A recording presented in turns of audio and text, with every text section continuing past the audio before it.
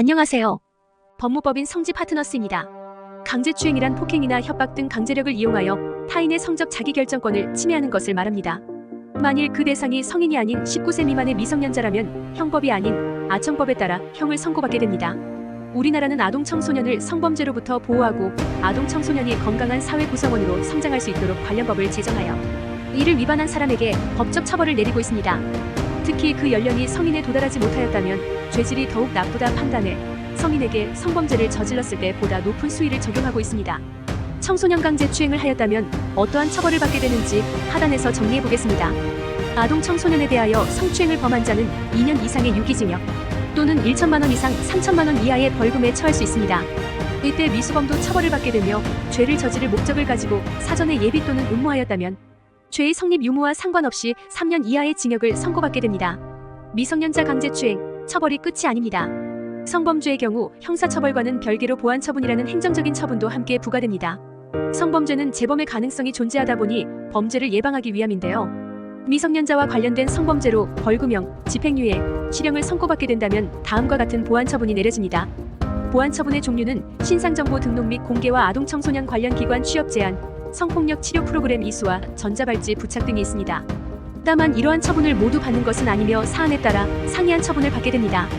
보완처분은 처벌과는 별개이므로 실형을 선고받은 후 출소하여 사회로 복귀하더라도 그대로 이어질 수 있다는 점도 함께 참고 바랍니다.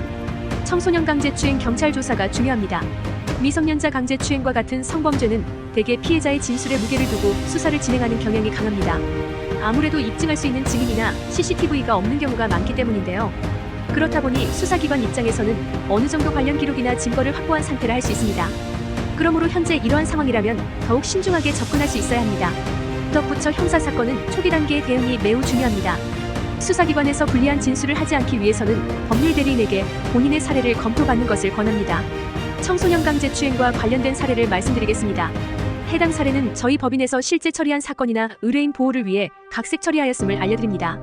의뢰인은 아파트 단지 내에서 자주 마주치던 여학생에게 길을 알려달라며 구석으로 유인하였고 이후 피해자에게 음란행위를 강요한 뒤 피해자의 신체를 만지며 추행하였습니다. 이 사실을 알게 된 피해자의 부모님이 경찰에 의뢰인을 신고하여 조사를 앞두게 되었습니다. 변호인은 의뢰인과 상담을 마친 후 사건 당시의 정황 및 범행 전후의 상황을 분석해보았습니다. 그런 다음 곧 있을 경찰 조사를 대비하기 위해 모의 연습을 진행하였습니다. 그 후 피해자의 보호자와 합의하기 위해 연락을 취했습니다. 그러나 보호자는 합의하는 것을 너무나 완강하게 거절하여 합의하는 것이 쉽지 않았는데요. 그럼에도 여러 번의 설득과 회유 끝에 재판 직전 합의할 수 있었습니다. 그 외에도 이동 동선과 CCTV 기록 내용 등 사실관계를 기반으로 법리를 구성하였고 의뢰인에게 정상 참작될 수 있는 내용을 모두 정리하여 최대한의 선처를 호소했습니다. 이러한 조력 끝에 의뢰인은 법정에서 집행유예 3년을 선고받았습니다. 미성년자는 정신적, 신체적으로 성인에 비해 미성숙한 존재입니다.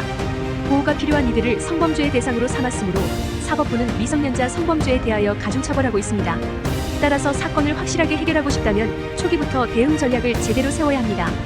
또한 선처를 바라고 있다면 피해자와 합의하는 것이 중요합니다.